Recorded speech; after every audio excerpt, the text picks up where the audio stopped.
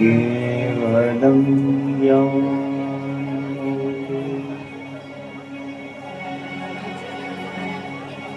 द्वन्द्वातीतं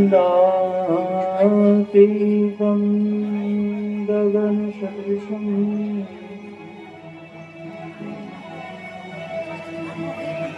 तत्त्वमस्यादिलक्ष्यम् एकं नित्यं विमलमचलम्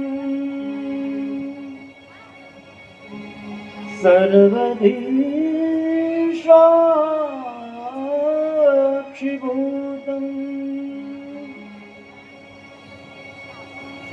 भावातीतं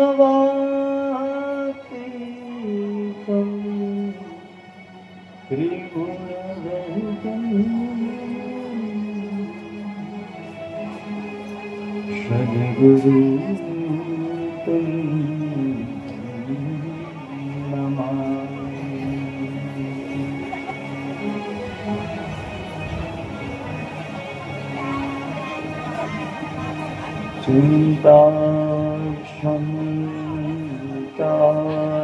चिन्ताक्षमतानहन्तारो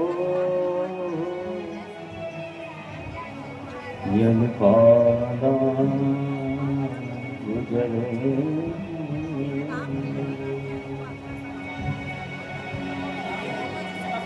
श्रियानान्तान्निजाचार्यान्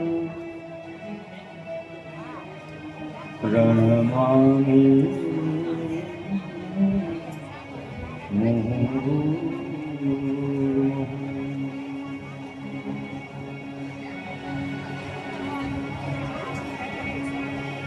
अज्ञानान्तिमिरान्धस्य ज्ञानाञ्जनशलाकया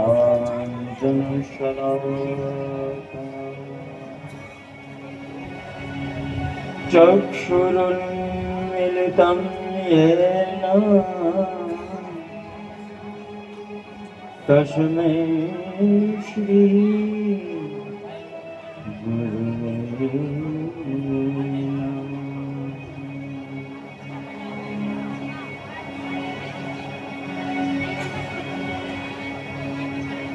सदा शिवा समारंभा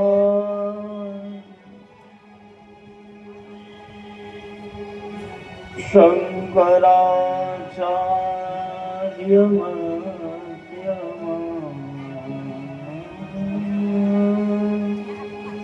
अस्मदाचार्यपर्यन्ता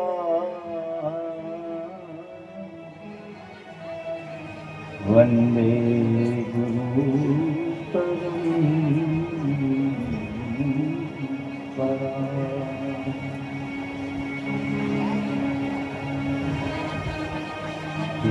वसुदेवसुतं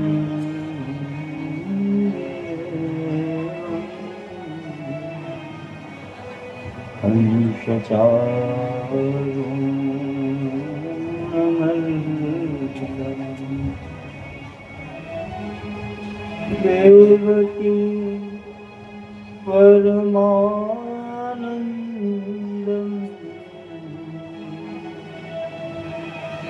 कृष्णं वन्दे जगद्गुरुम्।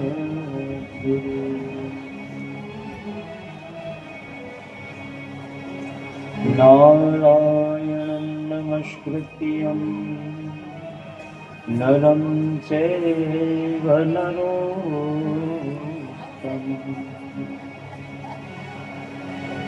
देवीं सरस्वतीं च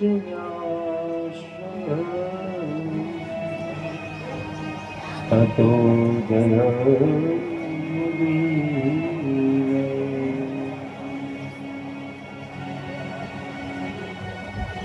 कस्तूरितिलकं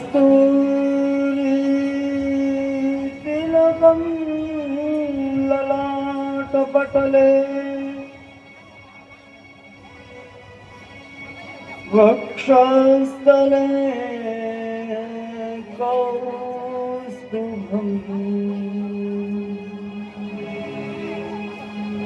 नासाग्रे वरमौक्तिकं कर्तने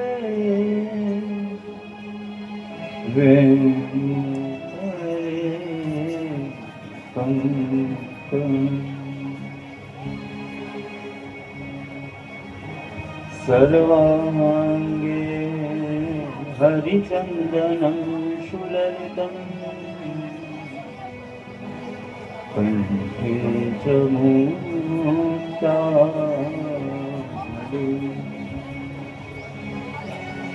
गोपस्त्री परिवेष्टितो विजयते गोपालचूडामणि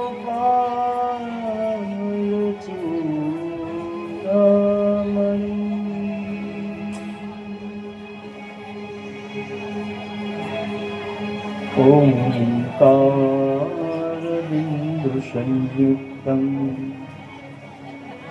नित्यं ध्यायन्ति योगी कामदं मोक्षदं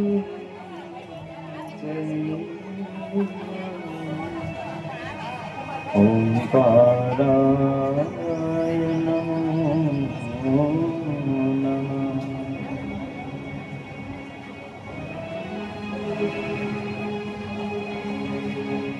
सच्चिदानंद रूपाय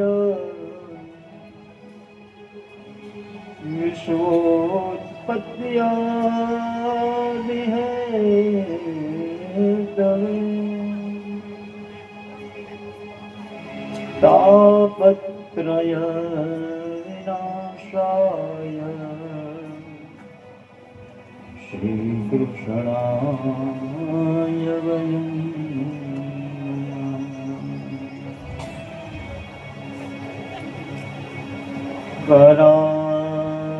करारविन्दे नगदारविन्दं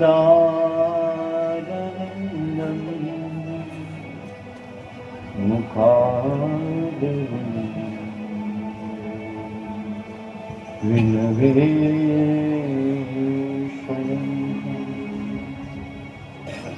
वटस्य पत्रस्य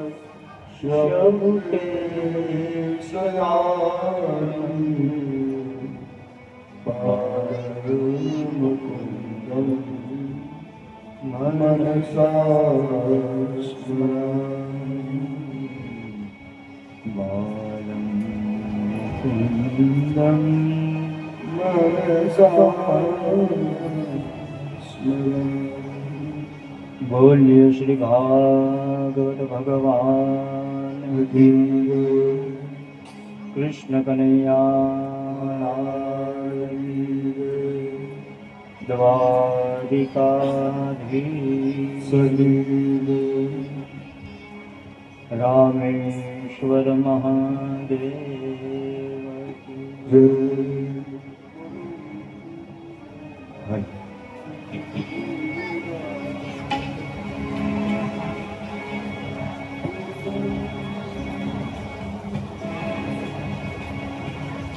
निकुंज में विराजे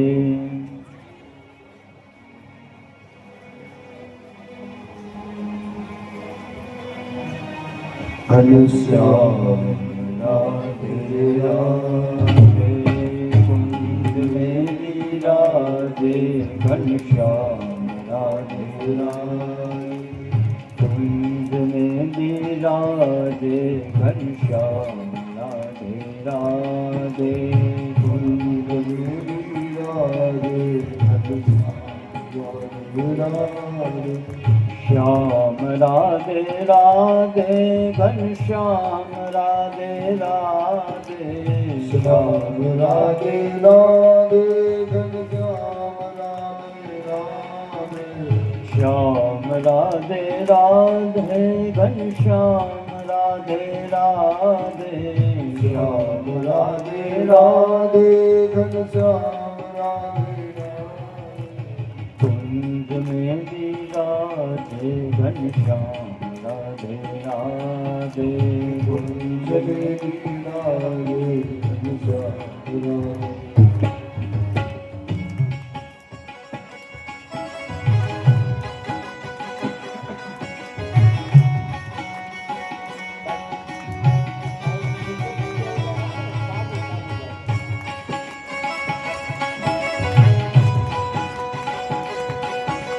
हरि बोल।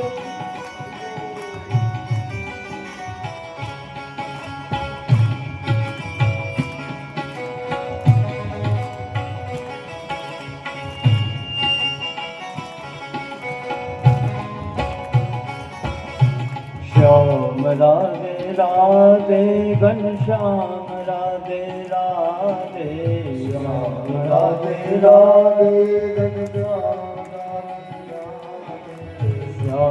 राधे राधे घनश्याम राधे राधे राधे राधे घनश्याम राधे राधे कुंज में विराजे घनश्याम राधे राधे कुंज में विराजे घनश्याम राधे राधे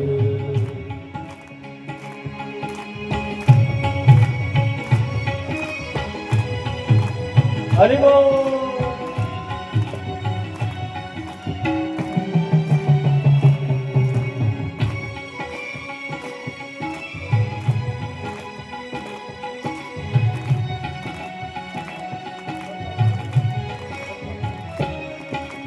श्याम राधे राधे घनश्याम राधे राधे श्याम राधे राधे श्याम राधे राधे घनश्याम राधे राधे श्याम राधे राधे घनश्याम राधे कुंज में विराजे घनश्याम राधे राधे कुंज में विराजे घनश्याम राधे राधे कुंज में विराजे घनश्याम राधे राधे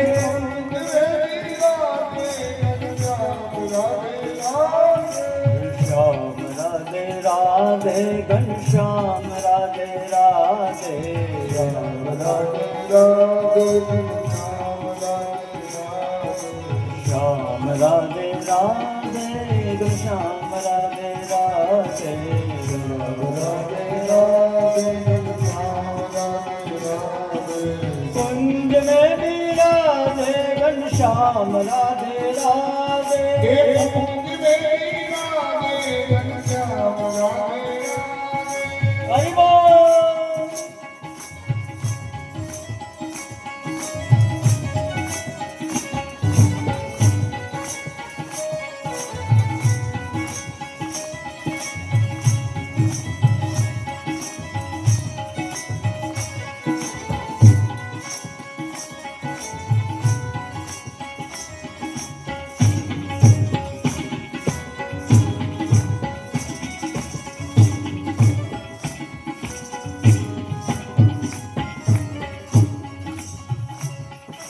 श्याम राधे राधे घनश्याम राधे राधे श्याम राधे राधे श्याम राधे राधे श्याम राधे राधे घनश्याम राधे राधे श्याम राधे राधे घनश्याम राधे राधे कुंज में विराजे घनश्याम राधे राधे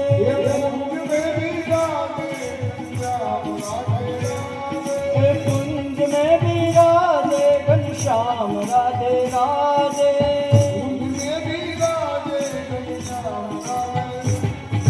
श्याम राधे राधे घनश्याम राधे राधे राधे राधे घनश्याम राधे राधे श्याम राधे राधे घनश्याम राधे राधे राधे राधे श्याम राधे राधे घनश्याम राधे राधे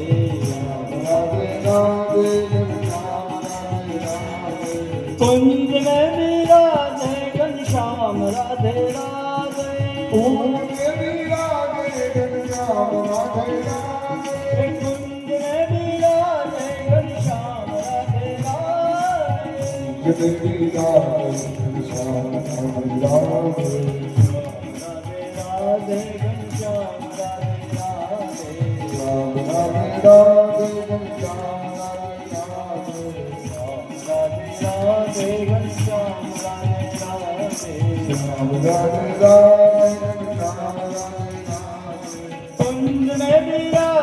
घनश्याम राधे राधे राम राधे राधे घनश्याम राधे कुंज में विराजे घनश्याम राधे राधे कुंज में विराजे घनश्याम राधे राधे कुंज में विराजे Ghanshyam Radhe Radhe Radhe Krishna Gopal Radhe Krishna, Krishna Gopal Krishna, Radhe Krishna Gopal Krishna, Radhe Krishna Gopal Krishna, Radhe Krishna Gopal Krishna, Radhe Krishna Gopal Krishna, Radhe Krishna Gopal Krishna, Radhe Krishna Gopal Krishna, Radhe Krishna Gopal Krishna, Radhe Krishna Gopal Krishna, Radhe Krishna Gopal Krishna, Radhe Krishna Gopal Krishna, Radhe Krishna Krishna, Radhe Krishna Gopal Krishna, Radhe Krishna Gopal Krishna, Radhe Krishna Gopal Krishna, Radhe Krishna Gopal Krishna, Radhe Krishna Krishna, Radhe Krishna Gopal Krishna, Radhe Krishna Gopal Krishna, Radhe Krishna Gopal Krishna, Radhe Krishna Gopal Krishna, Radhe Krishna Gopal Krishna, Radhe Gopal Krishna, Radhe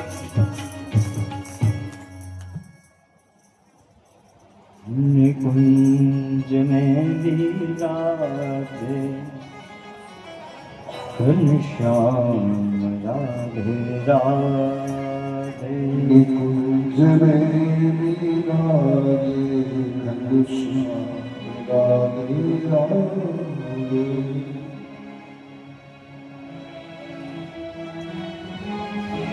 बोलिए श्री भागवत भगवान की जय श्री द्वारिकाधीश की सद्गुरु देव की जय।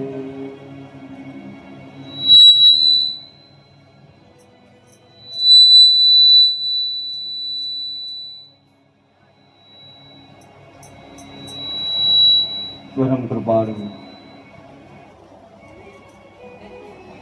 श्री राधा वल्लभ વાણીમય સ્વરૂપ એવા શ્રી ભાગવતજીના ચરણોની અંદર કોટી વંદના.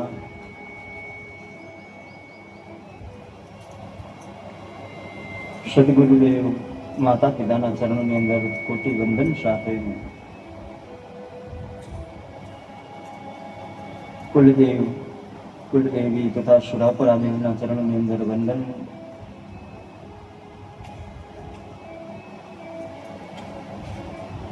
સ્થાનદેવ એવા ભગવાન શ્રી રામેશ્વર મહાદેવ એમના ચરણોની અંદર કોટી કોટી વંદન સાથે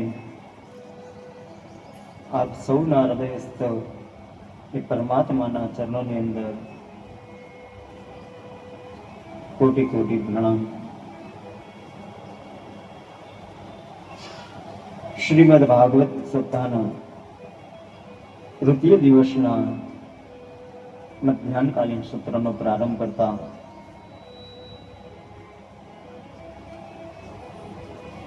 ભગવાન પરમ કૃપાળુ પરમાત્મા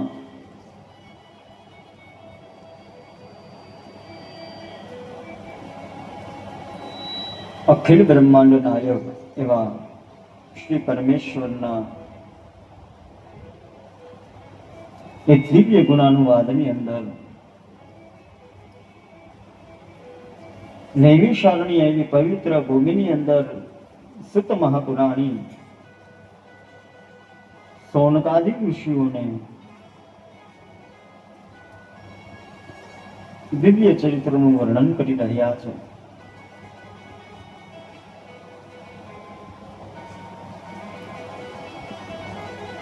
શુદ્ધજી કહે છે, શૌનકાદિનો પ્રશ્ન છે,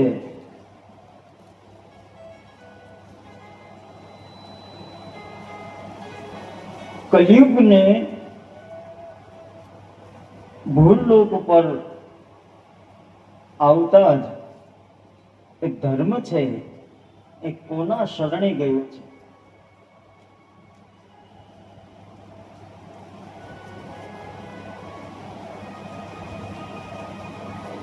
ત્યારે શુદ્ધજી કહે છે, કહ્યું કે ધર્મ બીજે ક્યાંય નહીં પણ શ્રી ભાગવતજીના શરણની અંદર એ ધર્મ ટકી રહ્યો છે. પણ એ ભાગવતની રચના કઈ રીતે થઈ,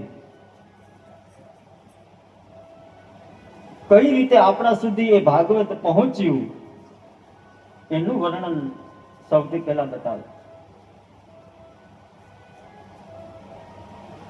વ્યાસજી દ્વારા 17 પુરાણોની રચના થઈ.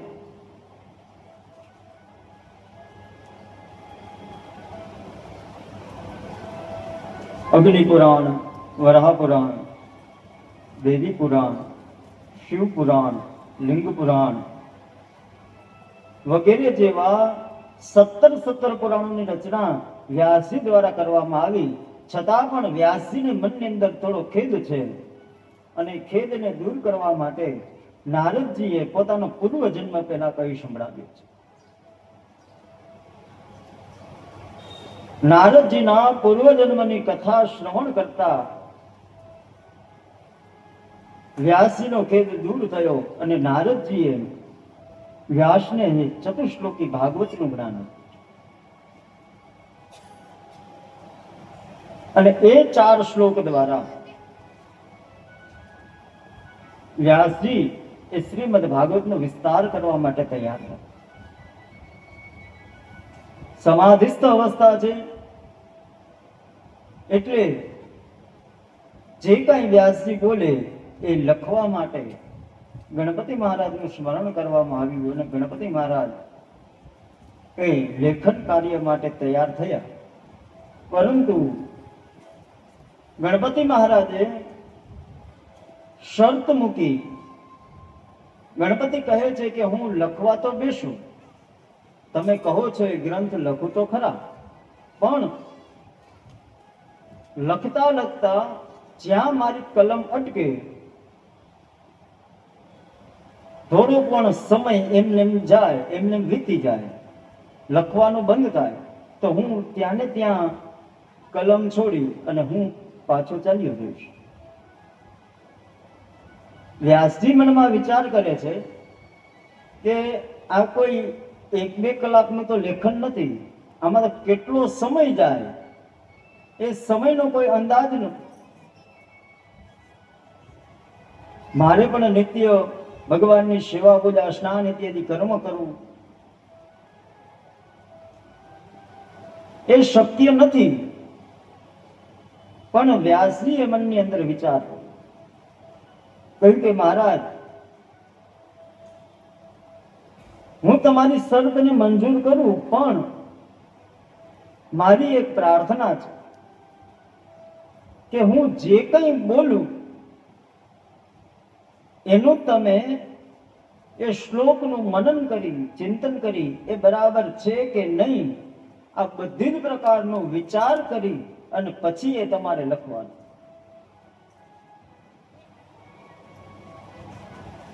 એમને હું કદાચ બોલું તો એ જે શ્લોકો બોલાય એ શ્લોકનું અધ્યયન કરી, એનો વિચાર કરીને પછી તમારે લખવાનું.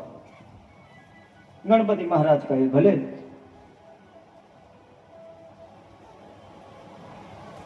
આમ કરતા બંને વચ્ચે શરત મંજૂર થઈ અને લેખન કાર્ય શરૂ થયું. વ્યાસજી પોતે સમાધિસ્થ અવસ્થાની અંદર એક પછી એક શ્લોકો એ ભગવાનની દરેક લીલાઓ પોતે વર્ણન કરે છે. ગણપતિ મહારાજ એને વિચારી અને પછી એ શ્લોકનું લેખન કરે છે. આમ કરતા કરતા જેવો વ્યાસજીને સંધ્યાવંદન ઇત્યાદિનો સમય થાય એટલે વ્યાસજી એક એવો શ્લોક મૂકી દે કે વિચાર માટે ગણપતિજીને ઘણો બધો સમય લાગી જાય. અને ત્યાં સુધીમાં એ વ્યાસજી પોતે નિત્ય કર્મ ઇત્યાદિ કરીને ફરી પાછા પોતે આવીને બેસી. આમ કરતા કરતા સંપૂર્ણ એ શ્રીમદ ભાગવતનું લેખન કાર્ય પૂર્ણ થયું. કહ્યું કે નારદજીએ 4 શ્લોકો જે વ્યાસજીને આપ્યા હતા એમાંથી વ્યાસજીએ 4 શ્લોકોનો વિસ્તાર કરી વ્યાસ કરી અને 18,000 શ્લોકનું આ મહાપુરાણ તૈયાર કર્યું. 4 શ્લોકમાંથી 18,000 શ્લોક એ વ્યાસજી દ્વારા એમની આ રચના.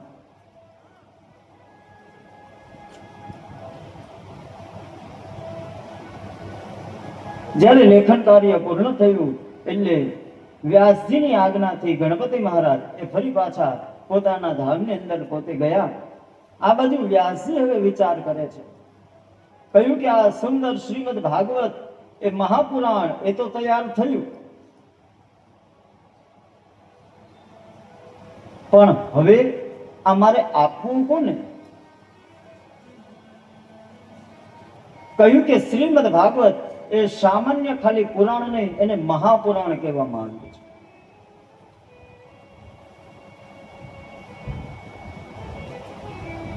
અને જે સર્વથી શ્રેષ્ઠ હોય એને જ અમુક પદવીઓ આપવામાં આવે.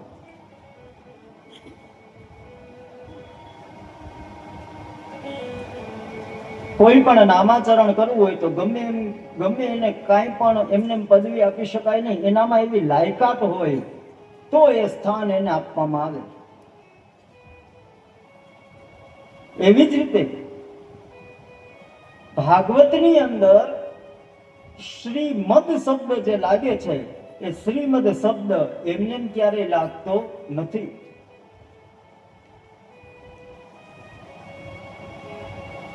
એ સર્વથી શ્રેષ્ઠ હોય એ જ પુરાણને શ્રીમદનો મુકુટ, એ શ્રીમદનો એ શબ્દ અને એ પદવી તો જ એ પુરાણને પ્રાપ્ત થાય છે. અને એવા 2 જ પુરાણ છે. એક છે શ્રીમદ ભાગવત અને બીજું કે શ્રીમદ દેવી ભાગવત. આ બંને પુરાણ એ સર્વથી શ્રેષ્ઠ છે. પણ 17 પુરાણનો સાર જો કોઈ એક પુરાણની અંદર જોવો હોય તો એ છે આ શ્રીમદ ભાગવત.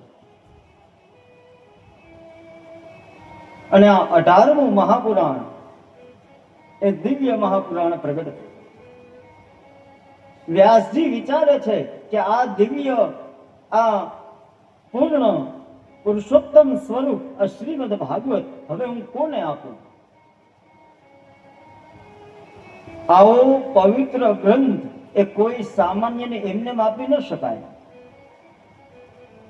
એના માટે પણ લાયકાત જોઈએ. આપણે સામાન્ય ગાડી ચલાવી હોય તો ગાડી ચલાવવા માટે પણ એની લાયકાત આપણે જોઈએ.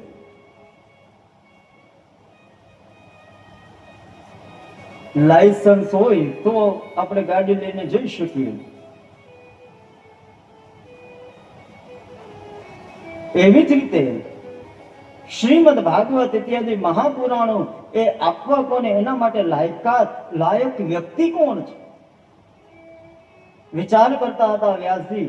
એવામાં એમના પુત્ર એ સુખદેવજીનું એનું સ્મરણ થયું. સુખદેવજીનું સ્મરણ થયું પણ વિચાર કરે છે કે સુખદેવજી એ તો જન્મતાની સાથે જ પોતે આ સંસારને છોડી અને નિરાકાર એ બ્રહ્મના સ્વરૂપના ચિંતનની અંદર હંમેશા નિરંતર રહે છે. એને બોલાવા કઈ રીતે? કારણ કે સુખદેવજી એ પોતે પરમહંસ છે.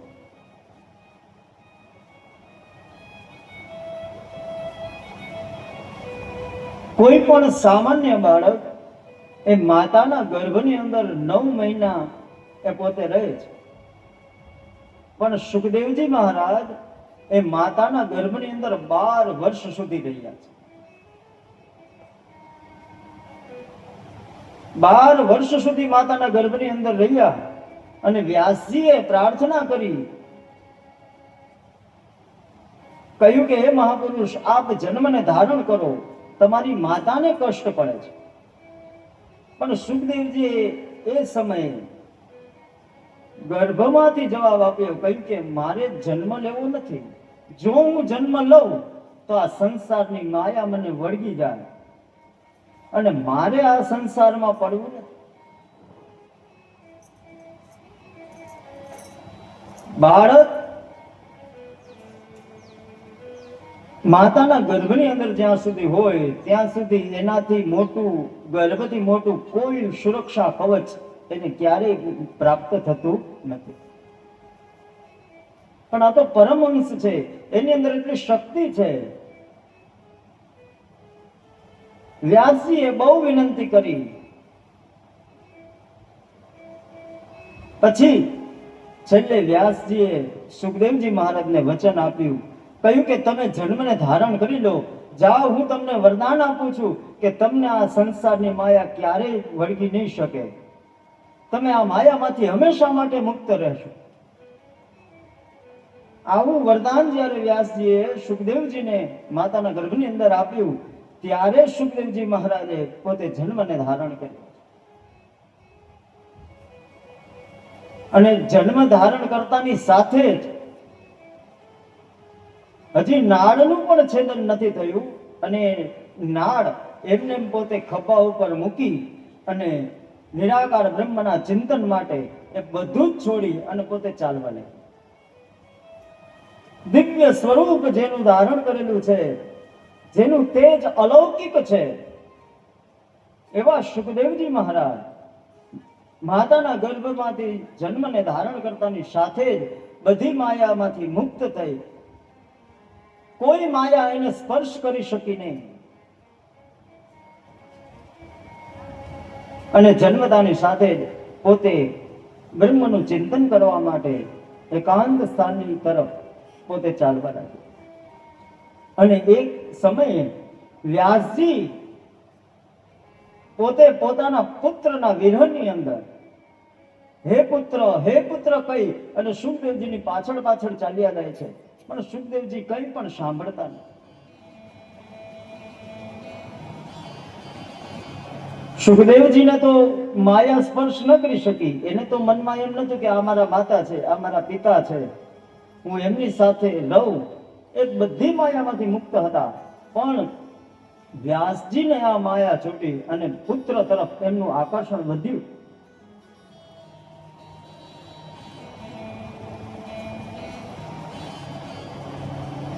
યમ પ્રવ્રજંતમનુપેતમ પેત કૃત્યમ દ્વૈપાયનો વિરહ કાતર આજુભાવ. દ્વૈપાયન એટલે વ્યાસ એ પોતાના પુત્રને મેળવવા માટે હે પુત્ર કરતા કરતા પાછળ દોડી ગયા. પણ સુખદેવજી કોઈ જવાબ આપતા નથી. કહ્યું કે એ સુખદેવજી મહારાજ એ પરમહંસ છે અને એટલી ગતિને પ્રાપ્ત કરી ચૂક્યા છે કે એને સામે કોણ સ્ત્રી છે કે કોણ પુરુષ છે એનું પણ ભાન નથી.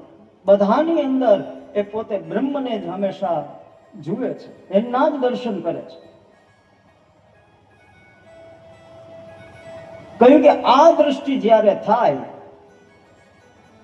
ત્યારે જ મનુષ્યનો બેડો પાર થાય. પણ આપણે ગમે એટલો પ્રયાસ કરીએ ત્યાં સુધી આપણે પહોંચી શકતા નથી. સૃષ્ટિના દરેક કણની અંદર જ્યારે પરમાત્માના દર્શન થવા લાગે ત્યારે સમજવું કે હવે આપણે ભક્તિની પરાકાષ્ઠા સુધી આપણે પહોંચી ગયા. પણ એ ભાવ જાગવો એ ખૂબ જ અઘરો છે. આપણે ખાલી વાતો કરી શકીએ, આપણને તો ખબર જ છે કે પૃથ્વીના કણ કણની અંદર પરમાત્માનો વાસ છે, પણ આપણે એની ઉપર વિશ્વાસ કરી શકતા નથી.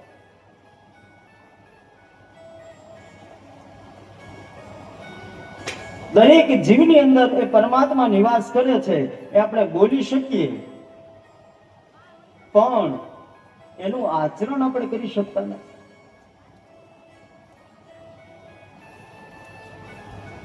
આપણે બધા સૌ અહીંયા બેઠા હોય અને એમાંય જો ડેલામાંથી એક કૂતરું દોડતું આવે તો એમાં પરમાત્માનો ભાવ ન થાય.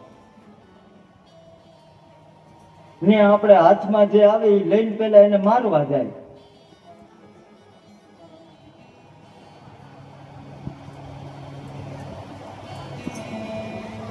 એ ભાવ એ કોને થાય તો કે મહાન સંતો જે થઈ ગયા અને જેને આ ભાવ ઉત્પન્ન થયો એ આ લોકને છોડીને હંમેશા માટે પરમાત્માના પરમ દિવ્ય લોકને પોતે પ્રાપ્ત કરી ગયા. આપણી અંદર જીવ છે અને સામાન્ય કોઈને આપણે પગ અડે તો આપણે એને 2 વાર પગે લાગી લઈશું, પણ કૂતરું બાજુમાં નીકળે નો કઈ કરતું હોય ને તોય આપણને એને પાટું મારવાનું મન. તો એ પણ જીવ છે, તો એમાં ઈશ્વર નથી. સમજીએ છીએ કે ઈશ્વર છે, પણ એને જીવનની અંદર ઉતારવું એ બહુ અઘરું છે.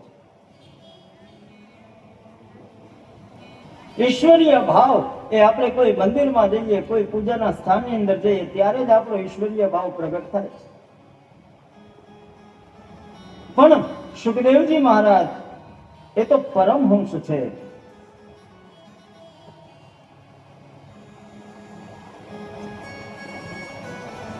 એમને સામે સ્ત્રી છે, પુરુષ છે, એનો કોઈ ભાન નથી. એનું ઉદાહરણ છે કે સુખદેવજી મહારાજ એ પોતે વનની અંદર જવા માટે જવા લાગ્યા. એમાં પાછળ વ્યાસજી પોતે સુખદેવજી મહારાજની પાછળ પાછળ જતા હતા, હે પુત્ર કહી. એવામાં બન્યું એવું કે આગળ એક સરોવર, અને સરોવરની અંદર થોડી સ્ત્રીઓ એ પોતે સ્નાન કરતી હતી. સુખદેવજી હજી 12 વર્ષના છે, યુવાન છે, અને એ સુખદેવજી ત્યાંથી નીકળ્યા તો સ્ત્રીઓ સામાન્ય રીતે પોતે સ્નાન કરતી હતી. પણ જેવા સુખદેવજીની પાછળ વ્યાસજી પોતે નીકળ્યા અને વ્યાસજીને જોતા જ સ્ત્રીઓએ બધાએ મળીને સૌથી પહેલા પોતે વસ્ત્રને ધારણ કર્યું. વ્યાસજીએ પૂછ્યું, કહ્યું કે હે માતાઓ, મારો પુત્ર તો યુવાન છે, એમને જોઈ અને તમને કોઈ ફેરફાર ન થયો, અને હું આવ્યો એટલે તમે વસ્ત્રને ધારણ કર્યા, આવો ભેદભાવ શા માટે? એટલે સ્ત્રીઓએ કહ્યું કે હે વેદવ્યાસ, આપના મનની અંદર હજી એવો ભાવ છે કે આ સ્ત્રી છે, આ પુરુષ છે, આ પશુ છે, આ પક્ષી છે, પણ તમારા પુત્ર સુખદેવ એ તો પરમહંસ છે, એને કોઈ ભેદભાવ નથી. દરેકની અંદર એ પોતે પરમાત્માના જ દર્શન પોતે કરે છે. હરિ વ્યાપક સર્વત્ર સમાન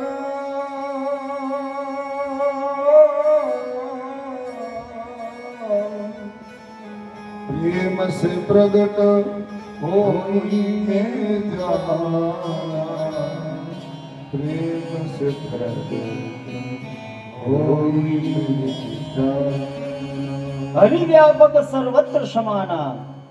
ઈશ્વર દરેક જગ્યાએ વ્યાપક છે, પણ એ ભાવને કેળવવો એ ખૂબ જ અઘરો છે.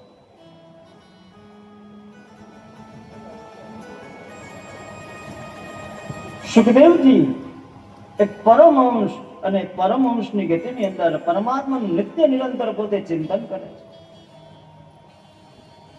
વ્યાસજી વિચારે છે કે જે પુત્ર એ જન્મતાની સાથે જ પોતે આ સંસારને, માયાને છોડી અને પોતે ચાલ્યો ગયો છે, હવે એને પાછો કઈ રીતે લઈ આવશે? જો હું પિતા તરીકે એને પાછો બોલાવીશ તો એને સંબંધ તો પેલા જ છોડી દીધો છે, એ સંબંધથી એ પાછો નહીં આવે. પણ વિચાર કરે છે કે કદાચ જો સંબંધ પાછો એ પુત્રને પિતા પાસે ન લઈ આવે, પણ ભગવાનનું આ દિવ્ય ચરિત્ર, આ શ્રીમદ ભાગવત એ એક શિષ્યને પોતાના ગુરુ પાસે જરૂર લઈ આવે. વિચાર કર્યો, ભાગવતના એ સુંદર મજાના શ્લોકો, થોડા શ્લોકો પોતાના શિષ્યોને, બીજા જે શિષ્યો હતા વ્યાસજીના, એમને કંઠસ્થ કરાવી અને આજ્ઞા હતી કે તમે જાઓ હિમાલયની ગિરિકંદરાઓની અંદર એ સુખદેવજી મહારાજ પોતે નિર્ગુણ એ બ્રહ્મનું જ્યાં ચિંતન કરે છે ત્યાં દૂરથી ઉભા રહી અને મોટા મોટા અવાજથી તમે ભાગવતના શ્લોકોનું ગાન કરો. અને જો કોઈ તમારી પાસે આવી અને પૂછે કે આ તમે શેના શ્લોકો બોલો છો, તો એને તમે મારી પાસે લઈ આવો. શિષ્યો કહે ભલે. જ્યારે પણ સમિત વગેરે સામગ્રીઓ યજ્ઞ માટે બધી લેવા જાય, ઔષધિઓ ઇત્યાદિ, ત્યારે વનની અંદર જઈ, ગિરિકંદરાઓની અંદર જઈ અને શિષ્યો છે એ મોટા મોટા અવાજથી પોતે ભાગવતના શ્લોકોનું ગાન. બલહાપીડમ નટવરવપુ કર્ણયોર કર્ણિકારમ બિભ્રદ્વાસઃ કનક કપિશં વૈજયંતીં ચ માલા ગંધાન વેણુરધરસુતજ પૂરયન ગોપવૃંદે વૃંદારણ્ય સ્વપદ રમણમ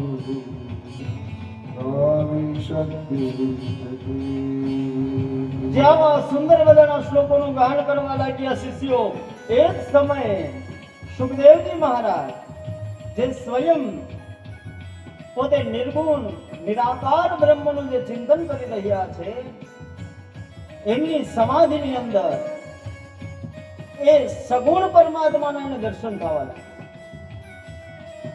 બરહાપીડમ નટવરવપુ, જેને નટવર જેવું રૂપ ધારણ કરેલું છે, દ્વિભુજ, બે ભુજાવાળા, બે પગવાળા અને હાથમાં મુરલીને જેને ધારણ કર્યા છે,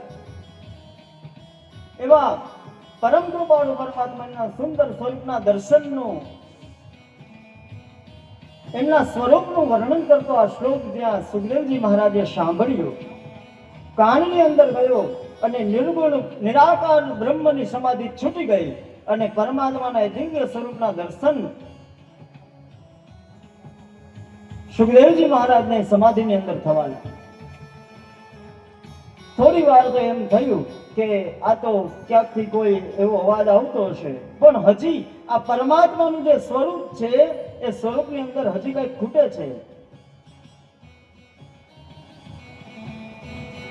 આટલું જ્યાં વિચાર કરે છે અને વિચાર કરતા હતા એવામાં ફરી પાછા બીજા શિષ્ય આવી અને બીજો શ્લોક પોતે ગાવા લાગ્યા. અહો વકીયં સ્તનકાલકૂટ જિગાંશયા પાયયદવ્ય સાધ્વી લેવે ગતિં ધાતૃચિતાં તતોન્યં સંપાદયા શરણં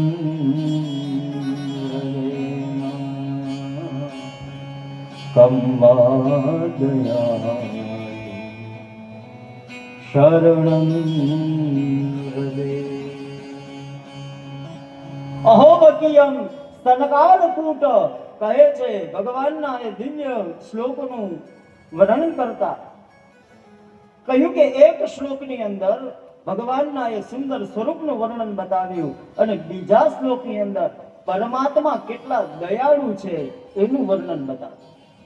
અહોબકીયમ સ્તનકાલકૂટ, બકી એટલે બકાસુરની બેન પૂતના, જે પોતે રૂપ બદલી અને ભગવાનને ઝેર પીવડાવવા માટે આવી, છતાં પણ પરમાત્મા એટલા બધા દયાળુ છે, એ મારવા આવેલી પૂતનાને પણ ભગવાને પોતાની પરમ ગતિને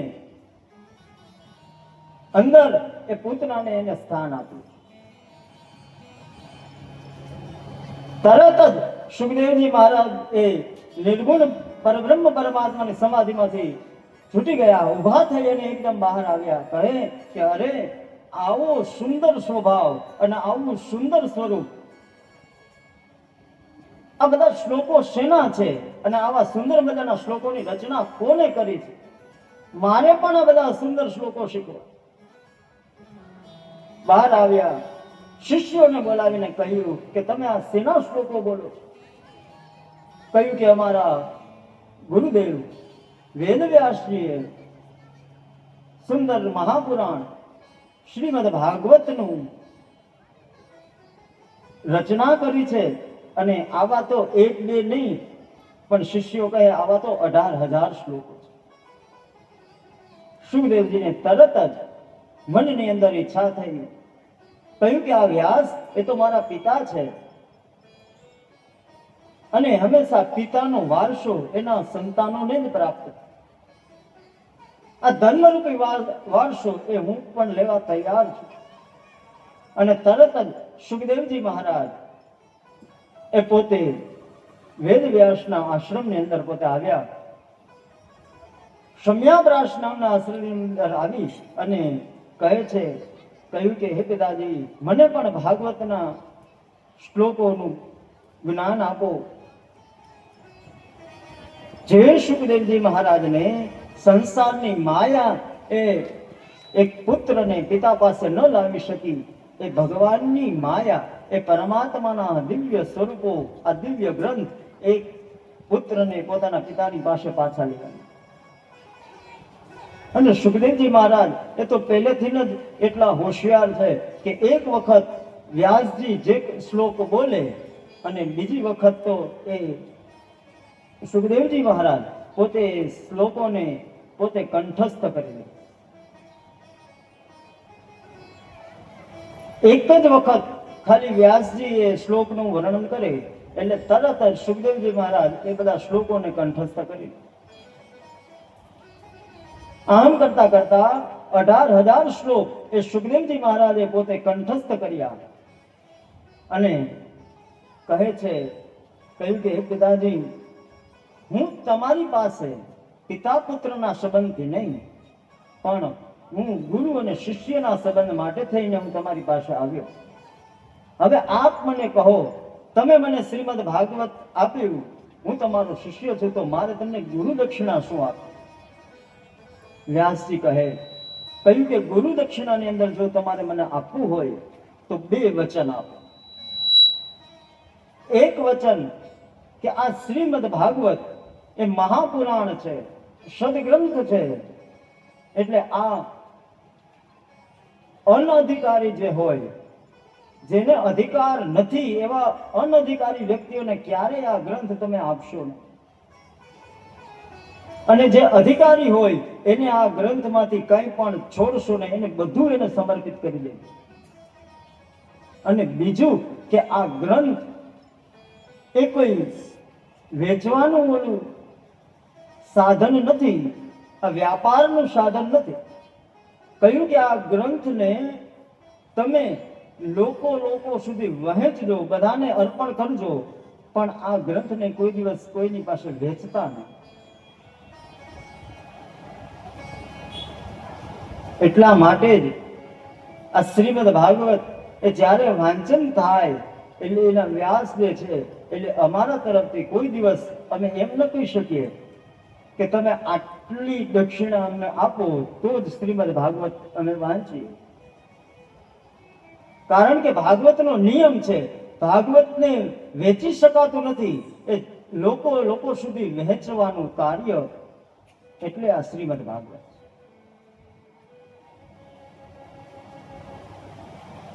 બે વચન સુખદેવજી મહારાજ પાસેથી વ્યાસજીએ પોતે લીધા અને સુખદેવજી મહારાજ પિતાને વંદન કરી અને ફરી પાછા એ જ હિમાલયની ગિરિકંદરાઓની અંદર એ ભાગવતના શ્લોકોનું ગુણગાન કરતા કરતા ફરી પાછા એ બ્રહ્મના ચિંતનની અંદર પોતે તત્પર થતા.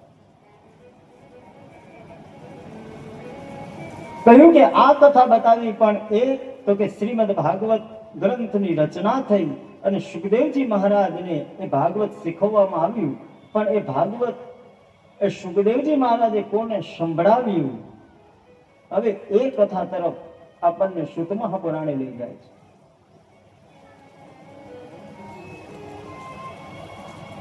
કહ્યું કે આ શ્રીમદ ભાગવત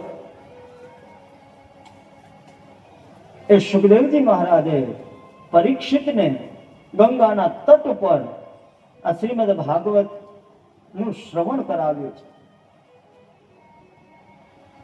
એટલે તરત જ સૌનકાદી ઋષિઓએ પ્રશ્ન કર્યો છે. નિર્ગતે નારદે સૂત ભગવાન બાદરાયણ શ્રુતવા સદભીપ્રેતમ તત કિં કરોદ્વિભમ શવે નિવૃત્તિનિરતઃ સર્વત્રોપેક્ષકો મુનિ કશ્ય વા બૃહતિ મેતા મહાત્મા રામ સમભ્યશ. શૌનકાદી ઋષિઓએ કહે છે, કહ્યું કે મહારાજ તમે કહો છો કે સુખદેવજી તો એ તો માયાથી પર છે, તો પછી એ પરીક્ષિતને કથા સંભળાવવા માટે શું કામ એને આવ્યા? કારણ કે પરીક્ષિત એ તો રાજા છે અને સુખદેવજી મહારાજ એનો નિયમ છે કે કોઈ પણ એક સ્થાને ત્યાં જાય અને સ્થાનની અંદર જ્યાં સુધી ગાય દોવામાં આવે અને એનો જેટલો સમય થાય એટલો સમય જ સુખદેવજી કોઈ એક જગ્યાએ પોતે ઊભા રહે છે, એટલી વાર જ પોતે રહે છે, પછી એ સ્થાનને તરત જ છોડી દે. ગાય દોવાય એટલો સમય જ પોતે કોઈ સંસારીના ઘર ઉપર પોતે રહે, પછી એ પોતે ચાલ્યા જાય. તો પછી 7 દિવસ સુધી પરીક્ષિતને આ શ્રીમદ ભાગવત કથા સંભળાવી, તો એની પાછળનું કારણ શું? અને બીજું કે આ પરીક્ષિતને જીવનની અંદર એવી કઈ ઘટના બની કે એને સ્વયં સુખદેવજી મહારાજ ભાગવતની કથા સંભળાવવા માટે? એટલે પરીક્ષિતનું વૃતાંત બતાવતા સુત મહાપુરાણી કહે છે, કહ્યું કે આ કથા એ મહાભારતમાંથી વર્ણન કરવામાં આવે. એ સુતજી મહારાજ એ સૌને મહાભારત તરફ લઈ જતા કહે છે, યદા મૃદે કૌરવ સંજયાનાં વીરેસ્વતો વીરગતિ ગદેષુ ભૃકોદરાવિદ્દગદા વિમર્ષા ભગ્નોર્દંડે ધૃતરાષ્ટ્રપુત્ર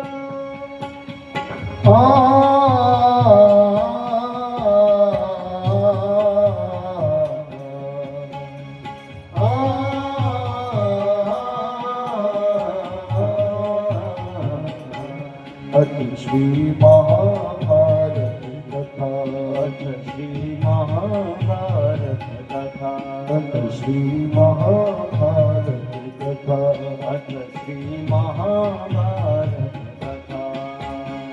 कथा है पुरुषार्थ की, है स्वार्थ की, परमार्थ की, सार की, किसके बने श्री कृष्ण भारत पार की. सत्य की गोद गवा, जग सत्य सर्वदा.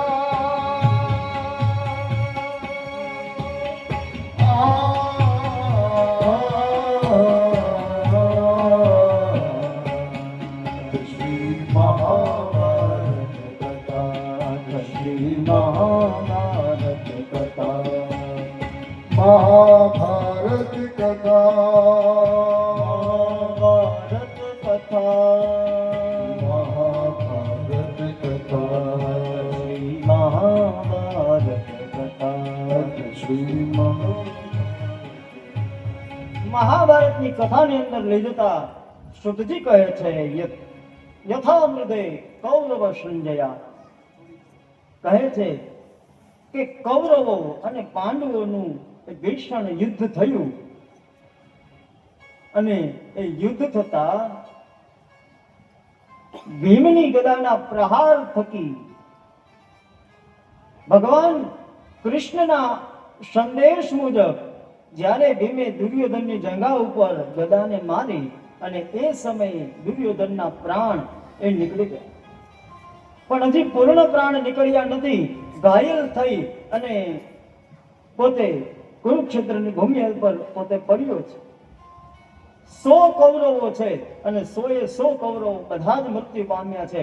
હવે કેવલ માત્ર એક દુર્યોધન પોતે છેલ્લા શ્વાસની ઘડીઓ ગણી રહ્યો છે. એ સમયે દુર્યોધનનો પરમ મિત્ર એ અશ્વત્થામા, જે ગુરુ દ્રોણના પુત્ર છે, એ દ્રોણના પુત્ર અશ્વત્થામા એ દુર્યોધન પાસે આવ્યા અને કહે છે કે હે મિત્ર, તારો અંત સમય હવે નજીક આવ્યો છે, માટે તું મને કહે કે તારી છેલ્લી ઈચ્છા શું છે? તારી છેલ્લી ઈચ્છા જે કઈ હશે એ હું પૂરી કરવા માટે તૈયાર છું. દુર્યોધન કહે કે ભાઈ રેવા દે, મારી છેલ્લી ઈચ્છા એવી છે કે એ તમે ક્યારેય પૂરી નહીં કરી શકો. અશ્વત્થામા કહે કે નહીં, કહે હું જરૂરથી તારી છેલ્લી ઈચ્છા પૂરી કરીશ. દુર્યોધન કહે કે ભાઈ તો સાંભળ, મારી છેલ્લી શું, પેલી અને છેલ્લી એક જ ઈચ્છા હંમેશા મારી રહી છે કે 5 પાંડવોનો નાશ. અશ્વત્થામા કહે અરે દુર્યોધન, કહે કે તું માગવા માટે પેલા થોડો વિચાર તો કર. તમે 100 ભાઈઓ મળી અને અનેક અક્ષોહિણી સેનાઓ લઈને તમે 5 પાંડવોની સાથે યુદ્ધ કરવા માટે તૈયાર થયા, એમાંથી કોઈ બચ્યું નહીં, તો હું એ 5 પાંડવોને કઈ રીતે મારીશું? દુર્યોધન કહે કે ભાઈ એટલા માટે જ હું તને કહેતો હતો કે મારી છેલ્લી ઈચ્છા તો પૂરી નહીં કરી શકું. પણ અશ્વત્થામા એ ગમે એમ તો બ્રાહ્મણનો પુત્ર એટલે પોતે દુર્યોધનને સમજાવવા લાગ્યો કે ભાઈ હવે તારો અંત સમય આવ્યો, હવે તું આ વેરને છોડી અને ઈશ્વરનું ચિંતન કર. દુર્યોધન કહે કે આખું જીવન મેં એક જ વિચાર કર્યો કે પાંડવોનો નાશ થાય અને હવે અંત સમયે મને થોડું ધર્મ યાદ આવે.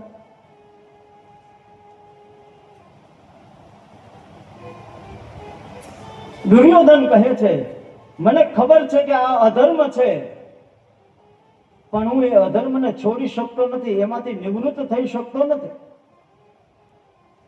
અને તું કે છે એ ધર્મ છે, પણ એ ધર્મને હું અપનાવી શકતો નથી. અધર્મનો માર્ગ ઉપર જ્યારે ચાલવામાં આવે ત્યારે એ માર્ગની અંદર એટલો બધો એ કઠિન છે કે એની પાછળ એમાં પાછું વળી શકાતું નથી.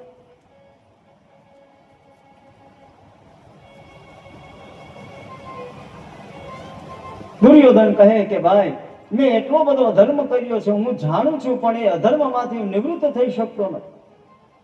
અને તારે મારું જો કાર્ય કરવું હોય તો આ એક કાર્ય કર. અશ્વત્થામા કહ્યું કે ભાઈ તું ચિંતા ન કર. આમ વિચાર કરી અને અશ્વત્થામા એ પોતે અર્ધરાત્રિએ પાંડવોની છાવણી પાસે પોતે આ બાજુ ભગવાન કૃષ્ણ એ તો પાંડવોની સાથે હંમેશા માટે રહે છે, એટલે ભગવાનને તો એ અંતર્યામી છે, એટલે એ સમજી ગયા કે આજે અશ્વત્થામા આવશે અને કપટથી આ 5 પાંડવોને પોતે મારવા માટે આવે છે. એટલે ભગવાને પાંડવોને સીધું એમ ન કહ્યું કે અશ્વત્થામા તમને મારવા માટે આવશે. ભગવાને યુક્તિ કરી. ભગવાન પાંડવોને બોલાવીને કહે છે કે આજે આપણો વિજય થયો છે, આ કુરુક્ષેત્રના મેદાનની અંદર, આ મહાભારતના યુદ્ધની અંદર આપણો વિજય થયો છે. તો નિયમ એવો છે કે જ્યારે વિજય થાય ત્યારે એ રાત્રિનું જાગરણ કરવું જોઈએ. વિજય રાત્રિનું આપણે આ જાગરણ કરવું જોઈએ. આમ સમજાવી અને ભગવાન એ છાવણીમાંથી ભગવાન બધા 5 પાંડવોને લઈ અને થોડા દૂર પરિભ્રમણ કરવા માટે ત્યાં ગયા. આ બાજુ જે પાંડવોની છાવણી હતી એની અંદર એ પાંડવોના જ 5 પુત્ર એને ત્યાં સુવડાવ્યા. અશ્વત્થામા આવ્યો, રાત્રિના અંધકારની અંદર આવી અને જુએ છે તો 5 પુરુષો એ પોતે સૂતા છે, પણ અંધકારમાં ખબર પડતી નથી કે આ કોણ છે. અને પાંડવોના 5 સંતાનો એ પણ પાંડવોની જેવા જ, એ જ શરીરના વાન અને એ એવું જ શરીર, એવું જ કદ જેને પ્રાપ્ત થયું છે. એટલે અશ્વત્થામાને એમ થયું કે આ 5 પાંડવો એ પોતે સૂતા છે. કંઈ પણ વિચાર કર્યા વગર એકદમ ખડગ કાઢી અને સૂતેલા 5 બાળકો એમના એક સાથે 5 બાળકોના મસ્તક ધડથી અલગ કર્યા. લોહીથી ખરડાયેલા ધડ હવે ત્યાં ને ત્યાં રાખ્યા અને 5 મસ્તક લઈ અને પોતે દુર્યોધન પાસે જતો રહ્યો. દુર્યોધનની પાસે જઈ અને કહે છે કે લે ભાઈ, તારા જીવનની અંદર તે જે કામ નથી કરી શક્યો એ કામ મેં કરી બતાવ્યું છે. જો તને વિશ્વાસ ના આવે તો લે, આ એનો પુરાવો આ 5 પાંડવોના મસ્તક હું લાવ્યો છું.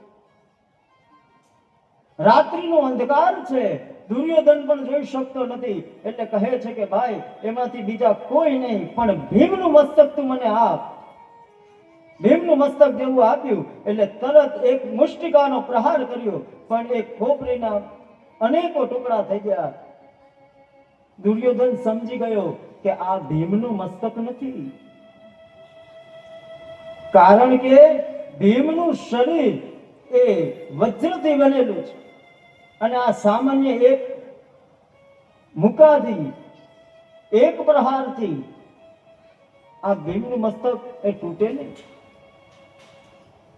થોડો ઉજાસ થયો, થોડો પ્રકાશ આવ્યો અને જોયું તો આ 5 પાંડવોના મસ્તક નહીં, પણ 5 પાંડવોના પુત્રોના મસ્તક. એ જ સમયે દુર્યોધન એકદમ કલ્પાંત કરીને કહેવા લાગ્યો, કહે છે કે હે અશ્વત્થામા, આ તે શું કર્યું? મેં તને 5 પાંડવોને મારવા માટે મોકલ્યો હતો અને તું એ 5 પાંડવોના પુત્રોને મારીને આવ્યો. હવે તો અમારી પાછળ કોઈ જલ રેડવા વાળું, પાણી પીવડાવવા વાળું તે કોઈ રાખ્યું નહીં.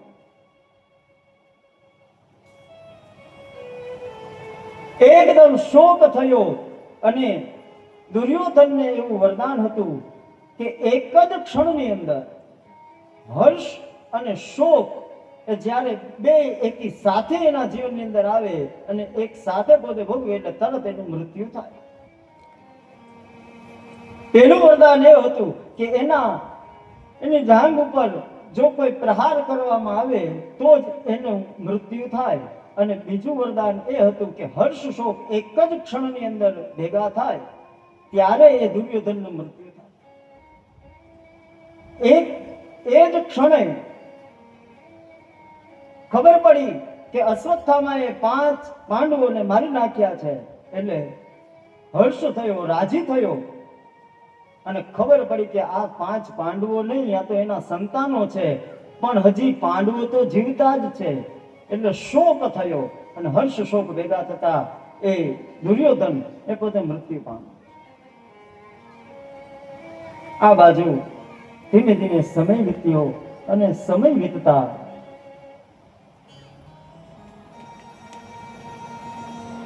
પ્રાતઃ કાળ થયો, બ્રહ્મ મુહૂર્ત ની વેળા થઈ, પ્રાતઃ કાળ થયો અને દ્રૌપદીજી છાવણીની અંદર આવી અને છાવણીની અંદર આવતા પોતાના પુત્રોને જગાડવા માટે જાય.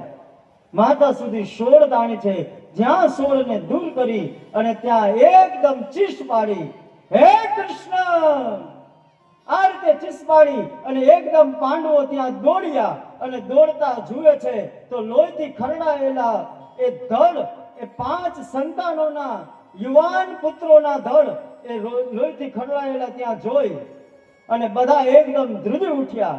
કહે છે કે આવું નિર્દય કાર્ય કોને કર્યું છે?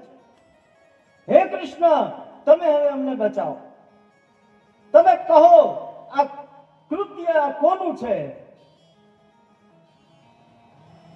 આટલું જે આ કહ્યું,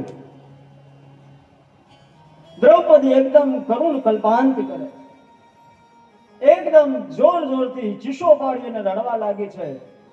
અને રડતા રડતા એનો વિલાપ જોઈ અર્જુનથી રહેવાયું નહીં. અર્જુને પ્રતિજ્ઞા કરી, કહ્યું કે હે દ્રૌપદી, તમે રડો નહીં. આજ સાંજ સુધીની અંદર, સૂર્યાસ્ત થાય ત્યાં સુધીની અંદર હું તમારા બાળકોના હથિયારને તમારી પાસે હું લાવીશ. આ મારું વચન છે. આમ કહી અને ભગવાનને આજ્ઞા આપી અને ભગવાને તરત રથને તૈયાર કરી અને રથને તૈયાર કરતા એકદમ ભગવાનને રથ દોડાવતા હતા. આ બાજુ દુર્યોધને અશ્વત્થામાને કહ્યું હતું કે હે અશ્વત્થામા, તે જે આ કર્મ કર્યું છે તો હવે પાંડવો તને છોડશે નહીં, કૃષ્ણ તને છોડશે નહીં, એટલે તું ભાગી જા. અશ્વત્થામા એકદમ ભાગવા લાગ્યો. ભગવાન અશ્વત્થામાને જોઈ અને અર્જુનને કહે છે, કહ્યું કે હે અર્જુન, જો પેલા સામે અશ્વત્થામા જઈ રહ્યો છે એને તું માર, કારણ કે એ જ તારા બાળકોનું હથિયાર છે. વિદ્યાદમ દ્રોણ પુત્રસ્ય બ્રહ્મમસ્ત્રમ પ્રદર્શિતમ નૈવાશો વેદ સંહારમ પ્રાણવાદ ઉપસ્થિતે. ભગવાન કહે છે કે હે અર્જુન, એ અશ્વત્થામાને તું પકડી લે. અશ્વત્થામાએ બ્રહ્માસ્ત્રનો પ્રયોગ કર્યો, પણ અર્જુને બ્રહ્માસ્ત્રને પાછું વાળ્યું. અશ્વત્થામાને એકદમ બાંધી અને દ્રૌપદીની પાસે લાવ્યા. દ્રૌપદીની પાસે લાવ્યા અને કહ્યું છે કે લો દેવી, આ જ છે જેને તમારા નિરપરાધી આ બધા સંતાનોનો નાશ કર્યો, એને માર્યા છે. દ્રૌપદીને પેલા તો ક્રોધ આવ્યો, પણ જુએ છે તો આ બીજું કોઈ નહીં પણ પોતાના પતિના ગુરુ દ્રોણ અને આ દ્રોણનો પુત્ર એ અશ્વત્થામા. અશ્વત્થામાને જોઈ અને દ્રૌપદી કહે છે કે પ્રભુ, તમે આ કોને લઈને આવ્યા? આ તો તમારા ગુરુનો પુત્ર છે. પણ અર્જુન કહે છે કે દેવી, એ સત્ય છે કે આ અશ્વત્થામા એ જ તમારા બાળકોને માર્યા છે. કહ્યું કે હવે દેવી, તમારે એને જે શિક્ષા આપવી હોય, જે દંડ આપવો હોય એ તમે આપો. પણ દ્રૌપદી વિચાર કરે છે. કહ્યું કે આ એક તો ગુરુ પુત્ર છે, આને હું શું દંડ આપું? બીજું કે આ તો બ્રાહ્મણ છે, જો આ બ્રાહ્મણને હું માનું તો બ્રહ્મ હત્યાનું પાપ એમને લાગે. અને એ બધું વિચાર કર્યા વગર સૌથી મોટામાં મોટું કારણ એ છે, કહ્યું કે મને આ અશ્વત્થામા ઉપર દયા નથી આવતી, મને એની માતા ગૌતમી ઉપર દયા આવે. કહ્યું કે એક માં જ છે જે એક માતાનું દુઃખ પોતે સમજી શકે છે. જીવનની અંદર કદાચ ગમે એટલા દુઃખ માતાની ઉપર આવે તો એ હસતા હસતા પોતે બધું દુઃખ પોતે ભૂલાવી શકે છે. પણ જ્યારે એ જ માતાના સંતાનો જ્યારે પોતાની માતાને દુઃખ આપે છે, એ દુઃખ એ માતાથી ક્યારેય સહન થતું નથી. કહ્યું કે માતાનું ઋણ એટલું છે કે એને ક્યારેય આપણે ચૂકવી શકાતું નથી. પિતાનું ઋણ છે તો પિતાનું ઋણ તો કદાચ એમની પાછળ કોઈ સત્કર્મ કરવામાં આવે, એમનું કહ્યું માનવામાં આવે,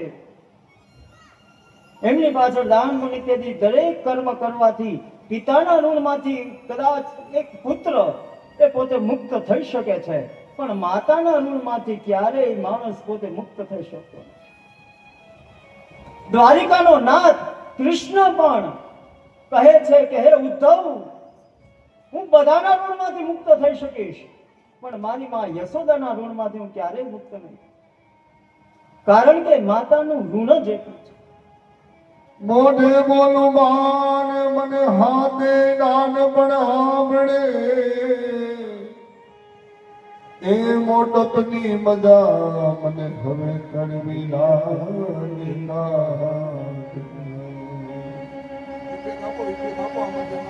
માં એક એવું પાત્ર છે કે એની ભાવનાને કોઈ હજી સુધી પૂરેપૂરું કોઈ સમજી શક્યું નથી.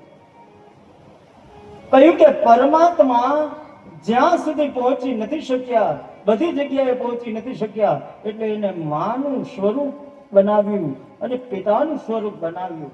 મોતનાળું માંડ્યું અને જમજણાટા થાય, તોય એ છોરુની ચિંતા થાય, એને કેમ રે ધરી કાજરા, ગંગાયમના નાની વધે ઘટે રેલો. ગંગા યમુના નદી વધે ઘટે રેલો. મારી મારીનો પ્રેમનો પ્રવાહ રે જનની, જોડ સખી નહીં બનેલો. મેરી જનની જોડ સખી નહીં જડે. મીઠા મધુર ને મીઠા મેહુલારેલો. એવા મીઠા મધુને મીઠા ને હુલારેલો. મીઠી છે મોરી માત જો જનની, જોડ સખી નહીં બનેલો. એક માં જ એક એવું પાત્ર છે કે જે સંતાનોની શું ઈચ્છા છે એ માને સૌથી પહેલા ખબર છે. બાળક સાવ નાનું હોય